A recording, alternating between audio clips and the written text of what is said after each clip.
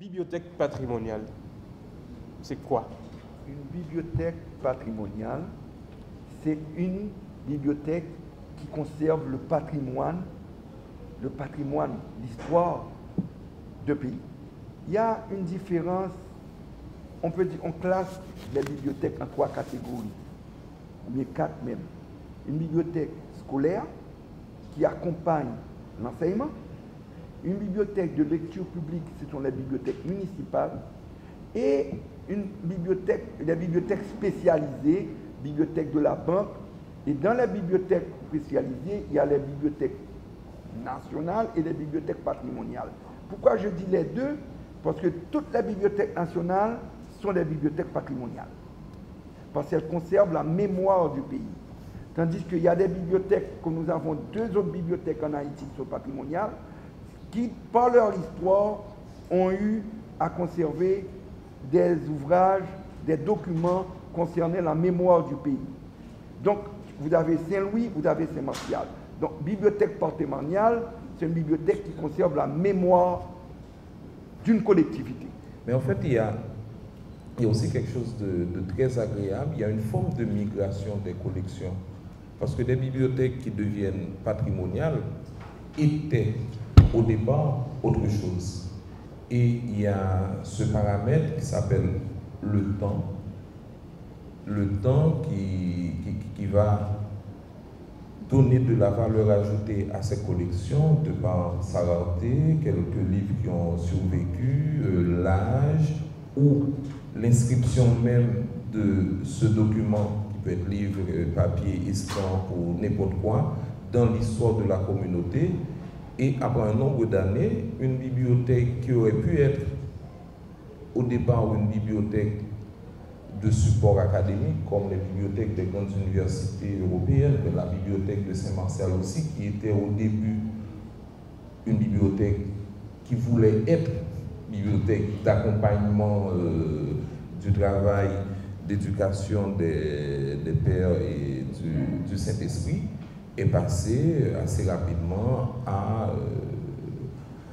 un statut de bibliothèque patrimoniale. Donc il y a cette migration extrêmement intéressante, une petite bibliothèque municipale ou une collection privée dans une famille peut migrer, ou bien le simple fait de revoir le type de collecte où on peut passer d'une dizaine de petites bibliothèques peuvent monter une belle collection qui devienne patrimoniale. Et je crois que quand on arrive à la Bibliothèque nationale, là c'est en fin de parcours, là on est dans des collections gelées qui, heureusement pour le bonheur de Patrick, conservateur, malheureusement pour certaines autres personnes, exigent des techniques particulières de conservation. Cette migration, non seulement elle a une valeur, quand je parle des romans de Jacques Roumet, quand je parle des romans de Lionel Trouillot, de Eiffel Milcé, de Dany Laferrière, dans une bibliothèque municipale de Petit Goâve, bon, pour Dany Laferrière, on va voir comment les livres de Dany Laferrière pourraient faire partie d'un petit coin de bibliothèque patrimoniale de Petit Goâve, parce qu'il est de Petit Goâve. Mais tous ces livres d'auteurs haïtiens d'aujourd'hui, quand elles rentrent à la Bibliothèque nationale, elles ont 2 fonctions. Elles ont la fonction patrimoniale de conserver la mémoire d'aujourd'hui 2014, qui sera des livres rares ou des livres anciens en 2064. Vous voyez où je suis? Donc il y a une partie qui est patrimoniale, mais les autres livres, dans la bibliothèque de Saint-Marc, ces livres-là seront des livres de lecture publique. Donc il y a 2 aspects qu'il faut voir. Un même ouvrage aujourd'hui rentre dans la collection patrimoniale à la Bibliothèque nationale, mais rentre dans la collection municipale comme des lectures de livres publics. En même temps, cette migration, le paradoxe aujourd'hui, quand on parle des nouvelles technologies ou les technologies de l'information et de la communication, donne une seconde naissance aux livres anciens. Ça veut dire des livres anciens qui n'étaient plus lus. On voit ça aujourd'hui, des livres anciens de 1700 qui n'étaient pas lus dans certaines bibliothèques, personne ne les avait lus. Et une fois qu'elles sont numérisées, ou sur Gallica, ou sur Google, ou sur toutes les autres bibliothèques qui existent de par le monde, on se met, les gens vont sur Google, les gens cherchent, ils trouvent ce livre, et les gens commencent à les relire. Exemple concret, le Code Henri, de Henri Christophe. Un livre de répression. Le Code Henri qui existait, selon que disait Max Bissen dans sa bibliographie, en 3 exemplaires. Un à la bibliothèque de Boston, un à la bibliothèque d'Haïti, bibliothèque nationale qui a disparu, un autre qui disait qu'il se trouvait en Grande-Bretagne. En 2006, j'ai demandé à la bibliothèque de Boston de le mettre en ligne. Et il y a eu à ce jour plus de 3000 téléchargements du Code Henri qui n'étaient plus lus. Donc les technologies de l'information sont en train de donner une nouvelle naissance à des livres qui étaient dans le fond des bibliothèques que les gens ne savaient pas qu'ils existaient. Donc quelle est la place du temps? Il n'y a pas que ça comme paramètre, il y a d'autres paramètres aussi. Patrick l'a effleuré de manière très très vite aussi. Et il y a une particularité à toutes les collections patrimoniales, ce sont des collections qui sont gardées pour l'éternité. Et là, ça dépend des politiques. C'est-à-dire, déjà au niveau de la politique d'acquisition, quel type de livre qui doit être, ou quel type de document, mais j'ai tendance à tout mélanger, quel type de document sera utile à cette communauté demain et dans 2 siècles. Déjà, c'est le principe de base de conservation pour l'éternité. Je ne vais même pas dire pour une longue durée. Et ça varie en fonction de la géographie, des activités intellectuelles, économiques de la zone. Patrick a parlé tout à l'heure de Petit Gouave, mais bien sûr, n'importe quelle petite photo de Daniela Ferrière dans sa ville à Petit Gouave, aujourd'hui, hier et demain, a une valeur patrimoniale d'entrée. Et il y a aussi le paramètre de temps, de rareté, de tout ce qu'on veut, parce que sur chaque livre, on peut mettre une valeur. Donc ce sont des choix.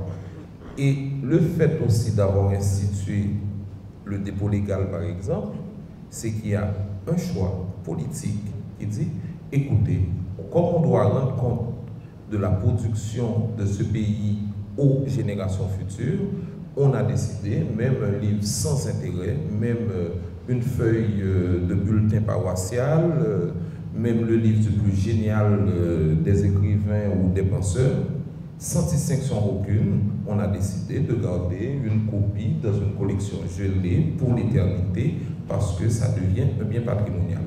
C'est quoi la mémoire? Dans 150 ans, quand quelqu'un étudiera la production littéraire d'Haïti, ou comment les gens communiquaient en 2014, tout bout de papier imprimé, diffusé, peut être utile. Les gens peuvent voir que les en-têtes de ville, les marques de fabrique, on dit que ce n'est pas un livre, mais il y a certaines bibliothèques qui conservent tout.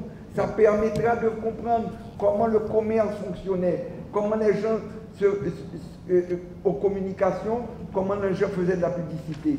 Donc, un document, ce n'est pas seulement un livre. Un livre,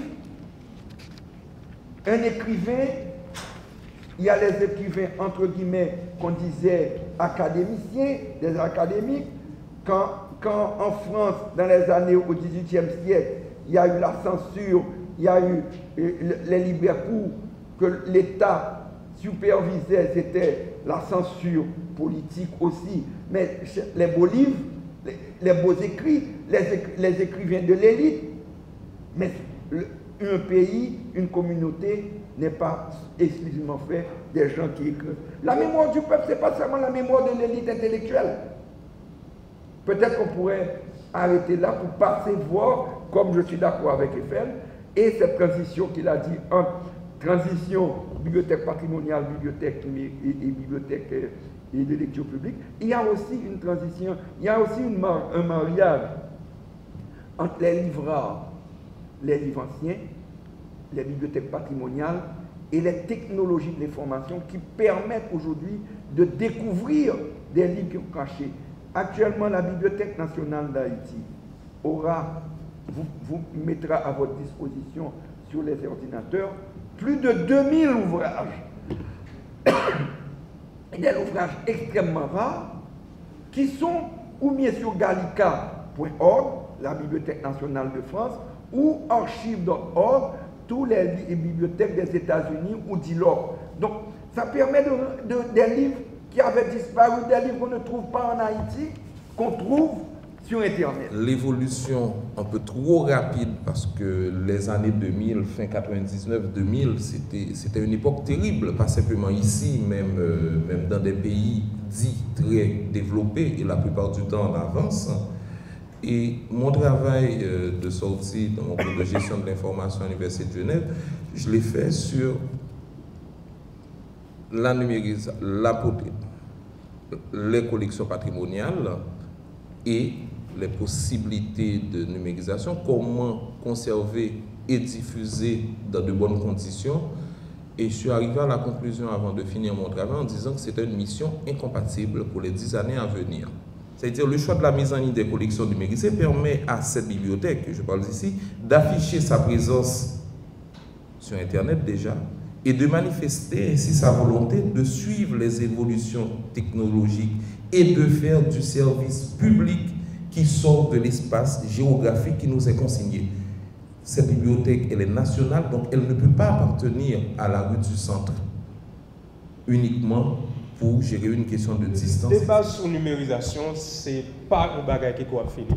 Les questionnements vont continuer à toujours gagner un type de questionnement. Il y aura toujours ce type d'inquiétude tant et aussi longtemps pour qu'on gagne l'idée qui dit qu'il faut que nous ayons une politique sur la question ça. Pour Haïti, pas parler de pour Haïti, c'est-à-dire les interrogations de notre ami, les questionnements de l'autre ami sont légitimes, évidemment. Il y aura toujours ce genre de questions et je garantis nous à toujours gagner un type de débat ça au niveau de la bibliothèque pour nous capables aller plus loin, plus fond dans la question ça. Merci en pile. Eiffel, merci Patrick. Je vous demande de les applaudir s'il vous plaît. Merci de votre patience.